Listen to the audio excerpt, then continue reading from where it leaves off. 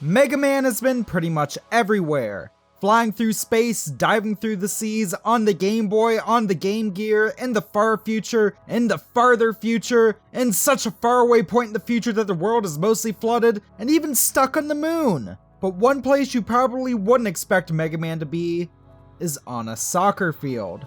And I don't mean going through a stadium-themed stage like Strike Man stage in Mega Man 10, I mean like an actual soccer field, you know, playing soccer. Mega Man Soccer was a real thing, and it's one of just 3 games we'll be looking at in today's retrospective episode because, well, I mean, who else is gonna look at Mega Man Soccer on YouTube? I'm also hyped because this video is part of Mega May 2021, and I'm covering some games today that I've really not seen get much coverage on YouTube. Now, before we get into the meat and potatoes of this video, I need to get something out of the way. Originally, I wanted to start off this video by taking a look at Wily and Light's Rockboard, That's Paradise for the Famicom. This is a Mega Man board game that plays kind of like Fortune Street, for all 2 of you who've played that underrated Wii game before.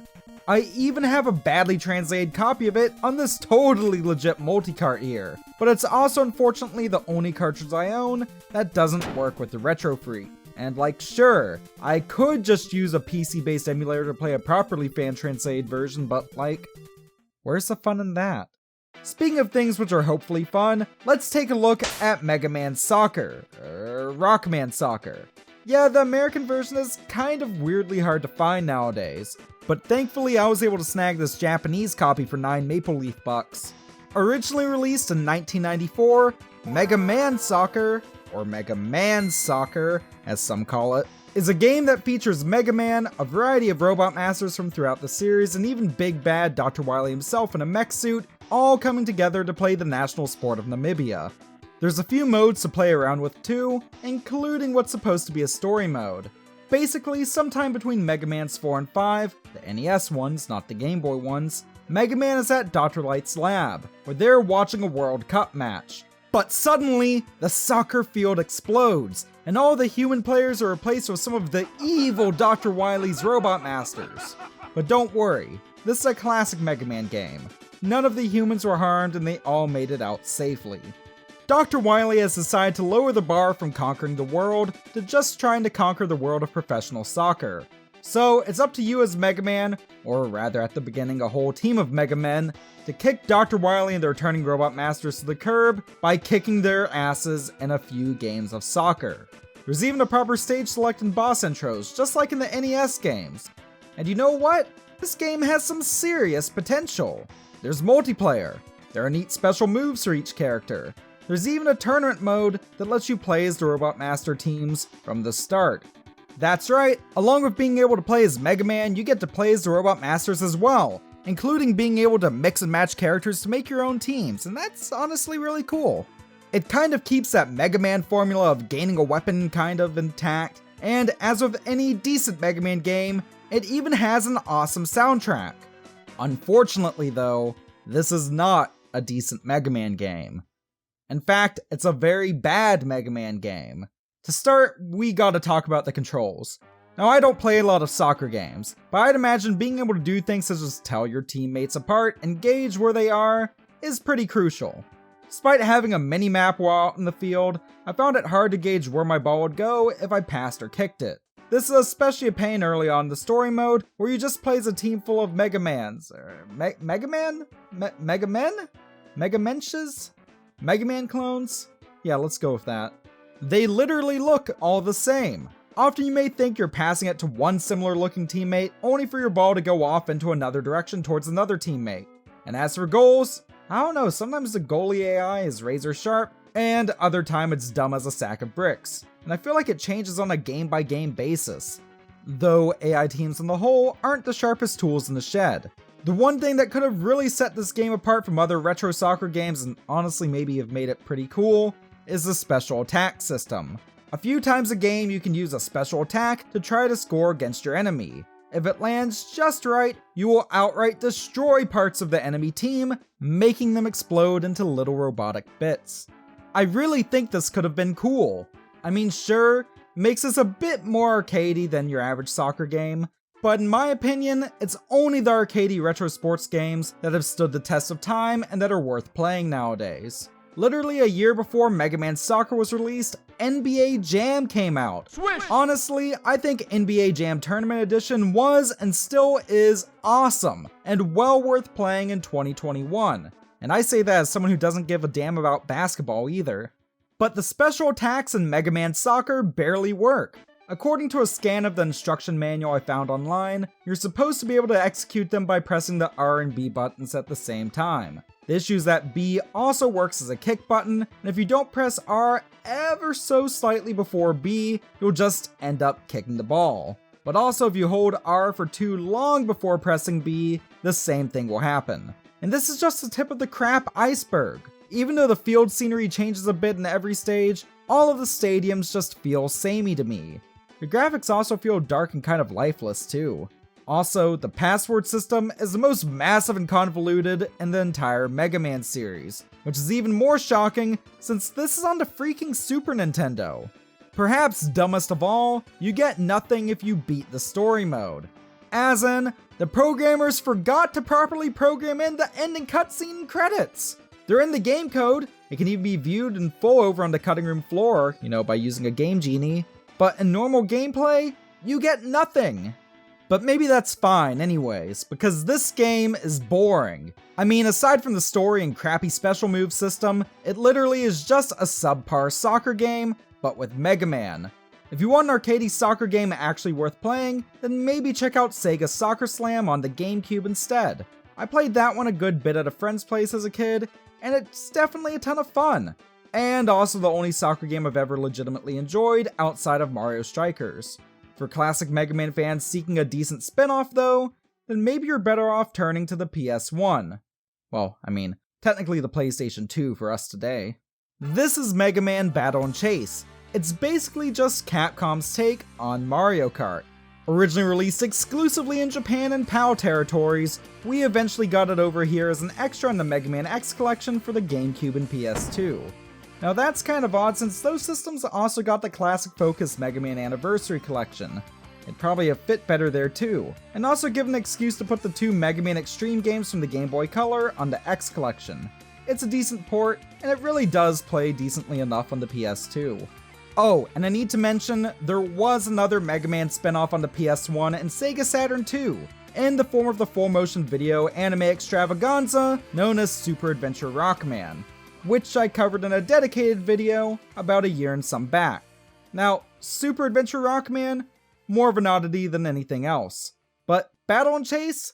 Yeah, I dig me some Battle & Chase. The story here is that a new racing-themed TV show has started airing in Mega Man's homeland, known as Battle & Chase. Basically, people and robots have to go up against each other and go through increasingly dangerous courses to win 10 million zenny, which, according to a hasty Google search, is around 100,000 USD. Word spreads quickly as the show becomes increasingly popular, and eventually word reaches Mega Man. Now, it just so happens that Dr. Light also has a massively expensive supercomputer that short-circuits during a thunderstorm because the cheap bastard couldn't be bothered to buy a surge protector. I guess he's also in debt too, because Mega Man volunteers to enter the tournament and race against various returning robot masters, who aren't actually being evil this time and just want to prove themselves, to hopefully buy the good doctor a new PC. Also, spoiler alert, Dr. Wily comes in at the very end and tries to steal the prize money for himself because, well, I mean, it's classic Mega Man. The races are pretty simple and fun. There are items/special weapons to use, and the tracks all look pretty dang nice, for a PS1 game anyways. Like, seriously, I know PS1 era 3D graphics look absolutely butt-ugly, jagged, and jank by today's standards, but it's a kind of charming type of ugly, at least here. What sets this apart from Mario Kart is how it implements items. Every kart has a standard weapon, a secondary weapon, and the ability to use items.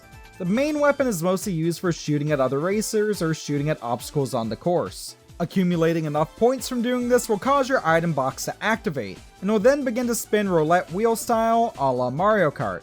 Hit the circle button to stop it, and BAM! That's how you get your single-use items. Your secondary weapon also varies from kart to kart, and can be fired if you have a full energy meter. This fills by itself while you're racing, and is generally more powerful than your primary weapon, but of course because of the meter, is much more limited. However, trying to use this while your meter is depleted will cause you to spin off, so time your secondary shots wisely. My favorite feature here though is the part system. After beating each robot master in a race, you get to decide on a part from their cart to keep for yourself. This can be a spoiler, or wheels, or even a completely different body. And you get to keep these parts permanently. Well, as long as you have a save on your memory card anyways, and you can swap parts at any time throughout the races. Combine this with a decent roster of characters, nicely presented cutscenes, a solid OST, and that spinning 3D map of each track on the track select menu that looks really futuristic to me even in 2021, and you have a recipe for success. Now, don't get me wrong, some parts of this game have aged kind of poorly and feel really jank nowadays. Like, despite coming out in 1997, the same year as the original DualShock controller, you have to use the D-pad to steer. Well, I mean, unless you use your disc with PCSX2 on PC and did some button mapping shenanigans like I did here anyways. Oh, and the Japanese version has a really cool fully voice acted running commentary throughout it, but that's just not present in the English versions. I guess after the disasters that were the Mega Man 8 and X4 dubs, Capcom just didn't want to bother with getting an English dub for this one. And maybe that was a good thing. What I'm getting at is Battle & Chase isn't a perfect game. It has some quirky bits, it isn't nearly as good as something like Mario Kart 64, and it hasn't seen a re-release since 2006. But even despite all that, it's still worth checking out if you get a chance. You might just be surprised at how good it is.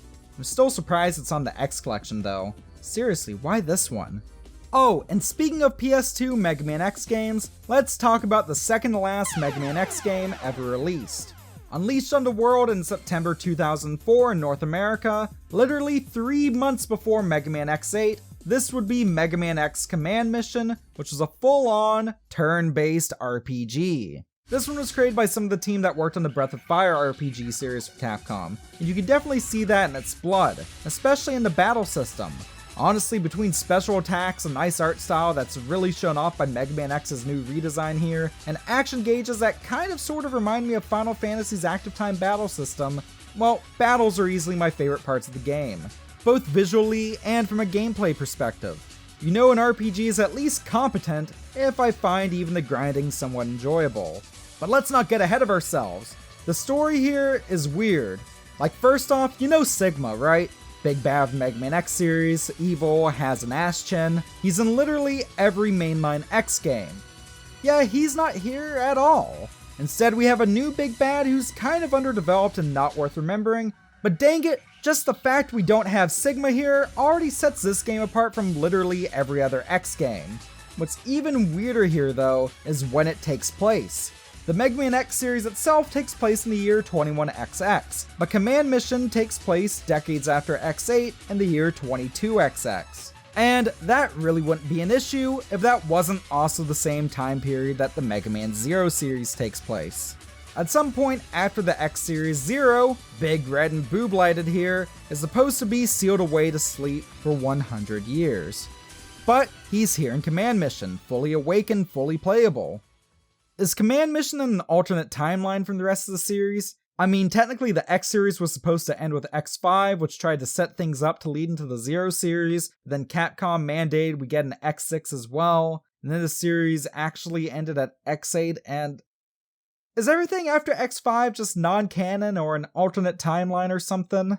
I could probably spend an entire video talking about and trying to piece together the Mega Man X timeline. Get me to 20,000 subscribers before the month ends, and maybe I'll do a vid where I do just that.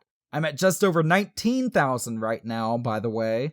Back to Command Mission. In this game, a super powerful material called Force Metal has been discovered, and a huge floating metropolis called Giga City is constructed in the middle of the ocean to mine it. However, Giga City is taken over by a terrorist group called the Rebellion, led by this guy, Epsilon. So X-Zero and a new character named Shadow are sent out by Maverick Hunter leader Colonel Redips, but Shadow betrays them, and X and Zero get separated in a huge explosion. X then helps build a team called the Resistance. Get that? We have a Rebellion and a Resistance, along with a guy named Chief R. I could go more in depth from here, especially as some really cool looking characters such as Cinnamon and Axel from Mega Man's X7 and X8 appear throughout it, but it basically just boils down to a standard Mega Man X plot. Go through 8 areas, defeat the Maverick boss at the end of each, maybe rescue someone and gain a new potential party member. Then, spoiler alert, at the end it's revealed that Chief R is also Colonel Redips, and also evil, and you gotta beat him. The whole thing just makes me feel nothing. Like, alright, if I were to make a Mega Man Classic or XRPG, I'd probably have 8 main bosses with the areas with scaling difficulties that you could choose via stage select-esque thing from near the beginning of the game, and maybe some side areas for some side missions to flesh out each character. Command Mission doesn't go that route. It's completely linear, and I don't just mean pacing-wise either. A lot of these areas you're supposedly exploring are just series of hallways with a room containing an item here and there. I mean, sure, there are random battles scattered throughout, but that's just to be expected, it's a turn-based RPG. The only real extra area is the Giga City hub world, and I love the aesthetic of this place. Really, I like the look and sound of most of Command Mission, especially the voice acting. The same group who did X8 and Mega Man Maverick Hunter X on PSP did Command Mission as well, and there are solid performances all around. But what's the point of decent voice acting and a fun battle system if the game itself just isn't that memorable? Grinding may be fun, sure, but doing that grinding is more fun than actually exploring this world. If you'd even call traversing it exploring. This world feels about as expansive as a small town shopping mall, and just as full of life as your average mall nowadays too. That's not to say Command Mission is all boring either. No, if you want boring, then just wait until I get to talk about parts of Mega Man X7, or go back and listen to my complaints about the Mega Man DOS games. Command Mission isn't purely boring, it's just repetitive. Repetitive.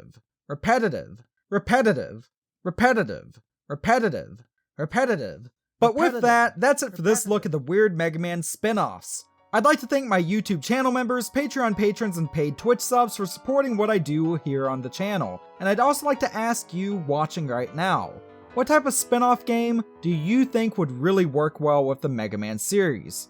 On that note, I hope to see you back here for my next 2 Mega Man videos, or maybe even for one of the non-Mega Man vids I have in the works. So don't forget to subscribe to Stuff We Play for more great content like this. Thank you very much for watching. Stay classy, and I'll see you next time.